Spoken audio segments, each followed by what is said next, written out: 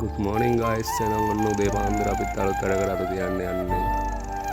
මේ ඇවිල්ලා මහා ඔය අම්පාරට යන මහා ඔය පාරේ 132 ලයින් එක දම්බරාව මඩකල් පැත්තට යන ලයින් එක. මෙතන ටවර් එකක් තිබිලා ගිලම් බෑලා ඒක ගලවලා මේ කණු දෙකට අපි දැන් ලයින් එක අරගෙන එහා පැත්තේ ලයින් එක ඕෆ් කරලා තියෙන්නේ. ටවර් එකක් මේ ගාන ගමන් තියෙන්නේ. හැමෝම කරන්න බෑ කියපු වැඩක් වුණා අපි කරන්න ඇවිල්ලා ඉන්නේ. Global power line